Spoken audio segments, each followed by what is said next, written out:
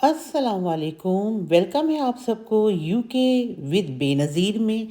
आज हम डिस्कस करेंगे यूके एनएचएस के बारे में। अब जो यूके आ चुके हैं या जो यूके आना चाहते हैं तो उनको मेडिकल के बारे में भी मालूम होना बहुत ज़रूरी है कि भाई आपको यहाँ पे आके अगर खुदा ना खास्ता बीमार हो गए तो उसका इलाज कौन करेगा और गवर्नमेंट हेल्प करेगी या नहीं। आज ये सब बातें एनएचएस के बारे में, मेडिकल सर्विस के बारे में आज मैं आपको बताऊंगी कि आपने किस तरीके से यूके के एनएचएस को अप्लाई करना है ताकि आपको यूके में दवाइयाँ या फिर मेडिकल आपको कैसे फ्री मिल सकती है। तो चले जी, आज का टॉपिक बड़ा इम्पोर्टेंट है और इससे ये मेरा अपना भी तजुर्बा है जो मैं आपसे शेयर करूंगी। तो चले जी, स्टार्ट करते हैं यूके विथ बेनज़ीर। और लाइक शेयर सब्सक्राइब कर दें, आपको मिलेगा इंफॉर्मेटिव बातें इसी वीडियो में। तो चलिए जी, शुरू करते हैं। बिस्मिल्लाहिर्रहमानिर्रहीम, अस्सलाम वालेकुम। जी जनाब, UK health care system, UK का हेल्थ केयर सिस्टम को यहाँ पे कहते हैं एनएचएस, नेशनल हेल्थ सर्विस कहते हैं। यहाँ पे एनएचएस शॉर्ट फॉर्म है। अगर आप स्टूडेंट वीज़ा या इंडिपेंडेंट वीज़ा या बिजनेस वीज़ा या वर्क परमिट वीज़ा पर अगर आप आए हैं तो आपको क्या कहते हैं, आप कवर अंडर एनएचएस में होंगे। मतलब आपको एनएचएस गवर्नमेंट की तरफ से फ्री होगा। ठीक है, सादे लफ्ज़ों में यही कहते हैं। ठीक है। अगर आप चाहते हैं कि आप यूके में प्राइवेट हेल्थ केयर सिस्टम आप लेना चाहते हैं तो वो भी आप अपनी मर्ज़ी से प्राइवेट हेल्थ केयर ले सकते हैं, मगर ये एक्सपेंसिव होता है, काफ़ी महंगा पड़ता है। ठीक है। अच्छा, जो भी लीगल यूके में रह रहा है इसको या उसको हेल्थ केयर ज़रूर मिलेगा गवर्नमेंट की तरफ से। ठीक है।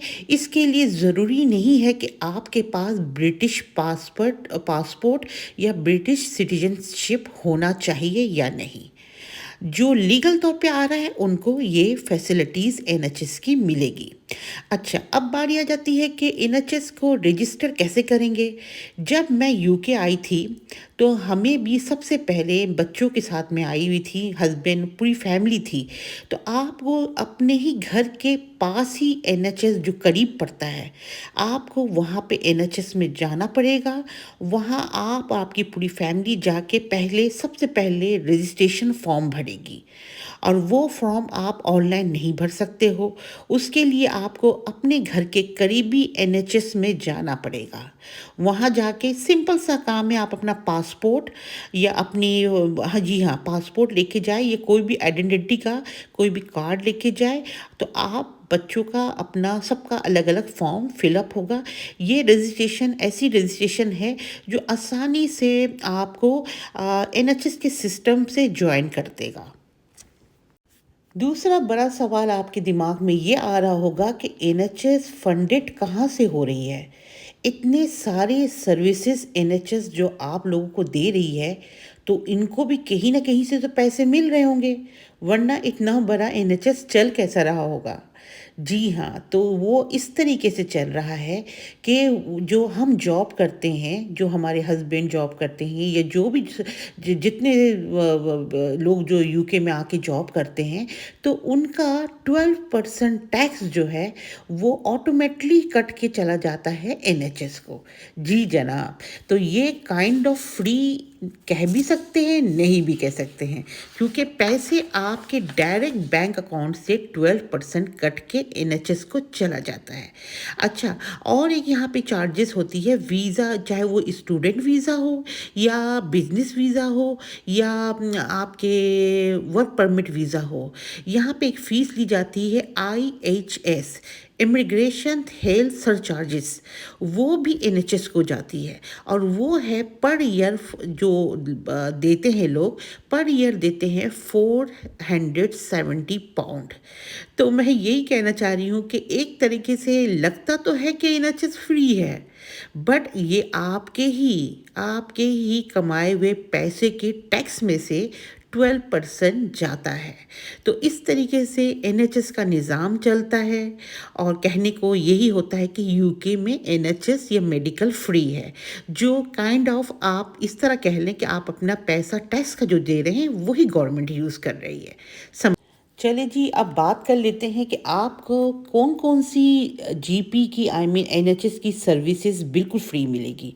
सबसे पहले आता है जीपी अपॉइंटमेंट, मतलब जनरल फिजिशियन अपॉइंटमेंट आपको बिल्कुल फ्री मिलेगा। आप पहले अपनी तबीयत जाके बताएंगे कि आपको हुआ क्या है और किस सिचुएशन से गुजर रहे हैं, ये आपको अपने जनरल फिजिशियन को बताना पड़ेगा, जिसको यहाँ पे जीपी बोलते हैं। ठीक है। और दूसरा है इमरजेंसी सर्विस।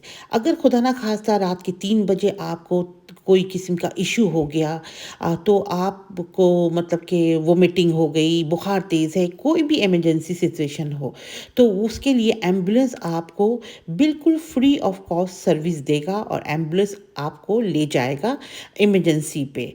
ठीक है, ये यहाँ पे बिल्कुल फ्री है। और दूसरी चीज़ ये है कि यहाँ पे जो सर्जरी है वो जैसे कि मुझे हर्निया हुआ था, मेरे ख्याल में ये 4 साल पहले की बात है। तो मेरा सर्जरी बिल्कुल टोटली फ्री हुआ था। और वो सर्जरी, यहाँ तक कि सर्जरी के बाद जो मेडिकेशन होती है, जो हॉस्पिटल में जो भी यूज़ होता है, बहुत सारी सर्जरी के बाद मेडिकेशन आपको दवाइयाँ देते हैं कि ज़ख़म सूख जाए, ज़ख़म इनहील हो जाए, तो उसकी ये तमाम खर्चा जो है वो एनएचएस ही करता है।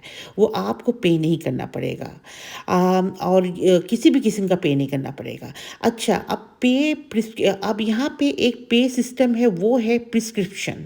जैसे कि आप जीपी के पास गए और आपको पता चला जीपी को कि आपको इन्फेक्शन हुआ है, आपको एंटीबायोटिक चाहिए, तो उसके लिए प्रिस्क्रिप्शन दी जाती है और पर प्रिस्क्रिप्शन है 9.15 पाउंड, आई मीन 10 पाउंड समझ लें। कभी कभी ये अपग्रेड होता रहता है, कभी कभी 10 पाउंड होता है, कभी कभी 9, अभी तो रेट चल रहा है 9.15 पर प्रिस्क्रिप्शन। अगर 2 दवाइयों की प्रिस्क्रिप्शन दी है तो 9.15 पाउंड को आप डबल कर लो।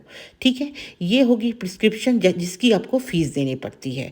अच्छा, इसके अलावा यहाँ पे आई केयर वो आपको पे करना पड़ेगा और डेंटल केयर पे करना पड़ेगा।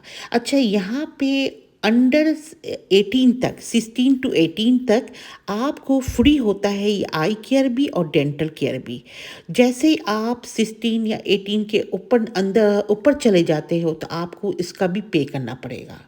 ठीक है, तो यहाँ पे ज़रा डेंटल ज़रा ज़्यादा महंगा हो जाता है, क्योंकि मैंने भी प्राइवेट करवाया है डेंटल। मेरे हस्बैंड को भी टीथ का प्रॉब्लम था, उन्होंने रूट कैनाल करवाना था दांत में, तो उन्होंने भी अपना डेंटल प्राइवेट से करवाया और अल्हम्दुलिल्लाह बिल्कुल सही है, बट इसकी चार्जेस है, थोड़ी महंगी है। डेंटल एंड आई केयर यहाँ आपको पे करना पड़ेगा। तो ये थी आपके एनएचएस के बारे में कुछ ऐसी बातें जो लोग नहीं जानते हैं, तो मैंने सोचा कि मैं इस ब्लॉग में आपको बताऊं कि किस तरह एनएचएस काम करता है और क्या क्या चीज़ें हैं जो आपको एनएचएस देगा और आपको इससे फ़ायदा मिलेगा। तो बात यही है कि अगर आपको पसंद आई है वीडियो तो लाइक शेयर सब्सक्राइब कर दीजिएगा, और इसके अलावा आप क्या जानना चाहते हैं, क्या पता करना चाहते हैं, ज़रूर बताइएगा। बेनज़ीर आपको बताएगी, क्योंकि मैं इन सब चीज़ों से गुज़री हूँ और अल्हम्दुलिल्लाह मुझे इसका तजुर्बा भी है। तो चले जी, आज के लिए इतना ही रखते हैं, फिर मिलते हैं किसी अच्छी सी व्लॉग में और आपको फिर बताएंगे कुछ यूके के बारे में। तब तक के लिए इजाज़त दीजिए। अल्लाह हाफिज़।